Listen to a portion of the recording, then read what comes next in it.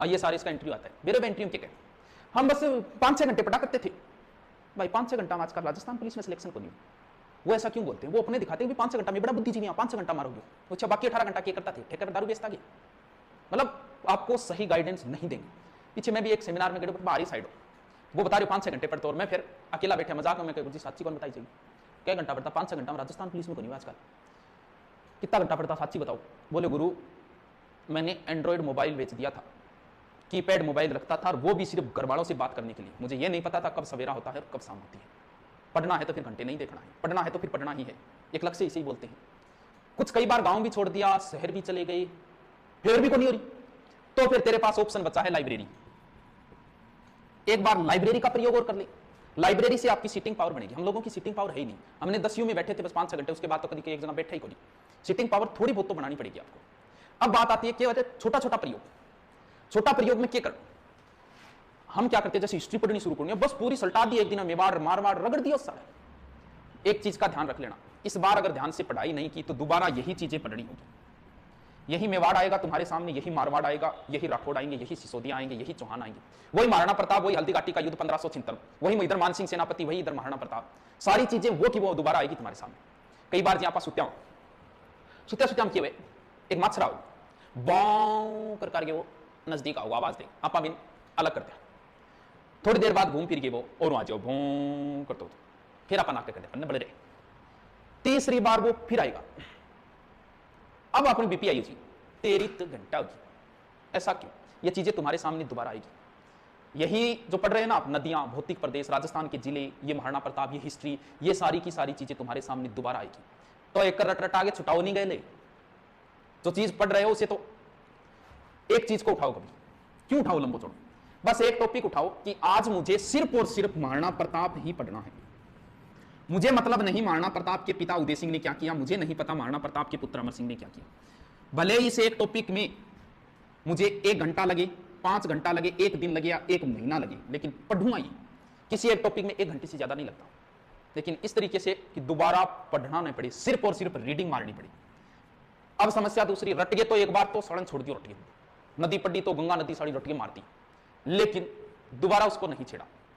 हमारे दिमाग में 24 घंटे बाद भूलने की प्रक्रिया शुरू हो जाती है। अगर उस टॉपिक को आपने 24 घंटे में दोबारा एक बार नहीं पढ़ा तो कोई औचित्य नहीं रखी। इतना बड़ा विद्वान हो गए थे विवेकानंद, थे एक पढ़े थारे याद रहे, विवेकानंद जी गए तो एक पढ़े थारे कौन रहे? दुनिया के किसी आदमी को नहीं रहता। 0.01% ऐसे लोग होते हैं जिनके एक बार पढ़ी हुई चीज याद रहती है। जो टॉप में आता है ना, मेरिट 70% रही सेकंड ग्रेड की, और जिसने पहली रैंक हासिल की है ना, उसके बने हैं 76%।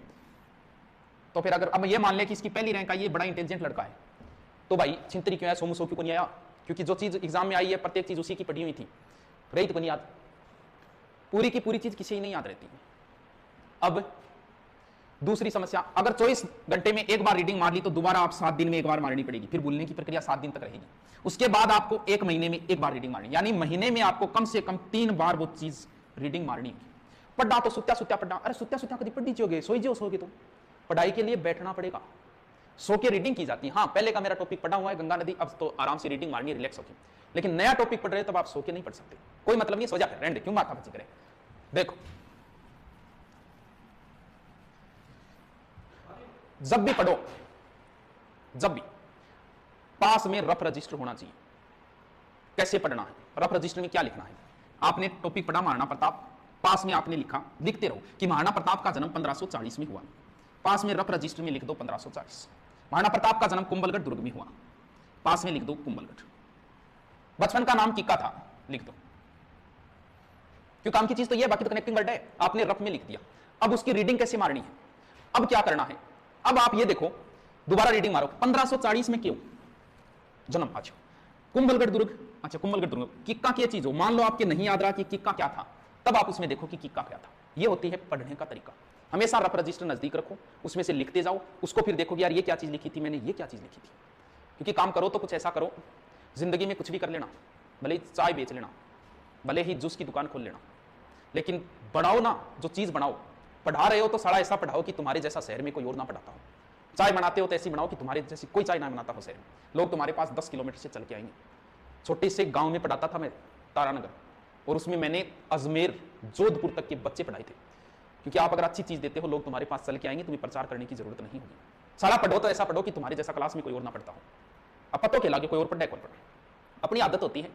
अब चेक कराना सार लाइन पूछाना भाई तू कितना घंटा पढ़े, वो थान पता है कि कहो 1-2 घंटा पढ़ने वाला बच्चा कभी नहीं बताता कि मैं कितने घंटे पढ़ता हूं।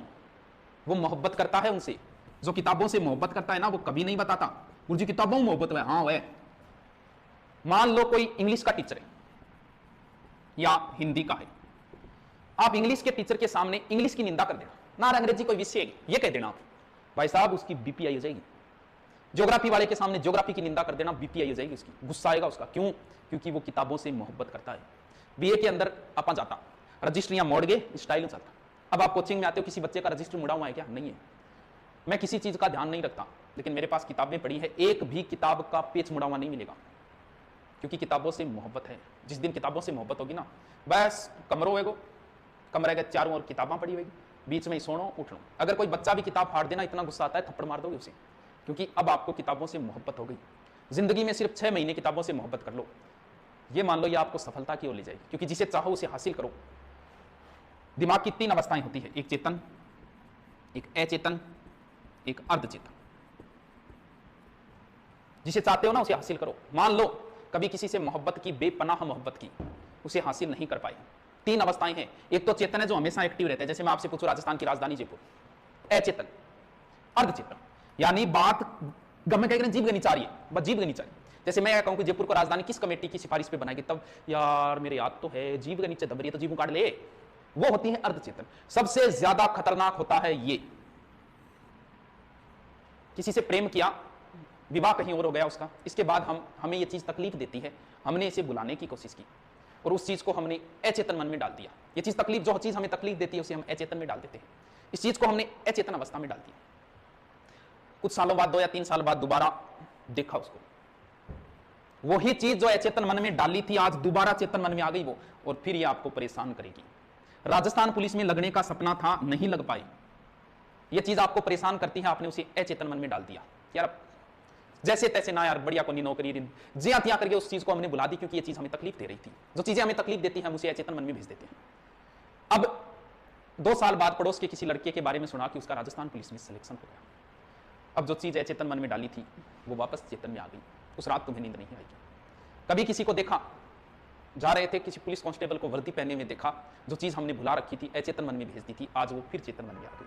तुम्हें ये जिंदगी भर अचेतन मन परेशान करेगा। नौकरी लगना है, जिसे चाहो उसे हासिल करो, वरना फिर तुम्हें ये मन हमेशा परेशान बुलाएगा तुम्हें। तो नौकरी अगर लगने की इच्छा है तो इस अचेतन मन से बचना चाहते हो तो तैयारी करनी होगी। घूमना फिरना छोड़ दो सिर्फ 6 महीने के लिए, कमरे में रहो। मैं ये नहीं कहता आप सो मत, सो जी भर के सो, लेकिन बाहर मत जाओ। कितने घंटे सोओगे? 5 घंटे ना गुरुजी, 5 के काम चले 10 घंटा ना गुरुजी, 10 को मन ज्यादा है 12 घंटा ना, 12 को काम चले 15 कुंभकर्ण तो को नहीं तू 15 घंटा मान ले, बाकी कितना बच गया? 9 में 4.5 और काट दे। 5 घंटे भी अगर शुद्ध करते हो तो बहुत है, लेकिन घूमना फिरना छोड़ दो। बाहर जाते हो ना, भले 1 घंटे के लिए जाते हो, लेकिन आपको पता नहीं चलता, वो आपका 3 घंटे खराब करता है। दोबारा पढ़ाई के लिए सेट होने में टाइम लगता है। घूमना फिरना एकदम छोड़ दो, कमरे के अंदर रहो, भले सो कितना ही। गुरुजी दिन के पहले उठ के पढ़ना जरूरी है ना? कोई जरूरी कौन गिरा, तेरे जच्चा जत पढ़, रात में पढ़े वे भी नौकरी लागे, सुबह उठ के पढ़े वे भी लागे। फर्क इतना ही है, सुबह आप 4 बजे से उठ के 7 बजे तक 3 घंटे करते हो, तो वो 3 घंटे रात को 6 घंटे के बराबर है। इतना फायदा जरूर होगा, वरना कोई फर्क नहीं पड़ता। दिन में पढ़ो, रात में पढ़ो, कोई फर्क नहीं पड़ता। रात को पढ़ने वाले भी नौकरी लगते हैं, दिन में पढ़ने वाले भी नौकरी लगते हैं। जिस दिन लगोगे ना अहंकार में ना सही, उस दिन खड़े होकर कहना कि कट ना पाई किसी से चाल मेरी, लोग देने लगे मिसाल मेरी, और वो भी मेरे फेंके हुए जुमलों से काम लेते हैं, जिनसे बंद है बोले चाल मेरी।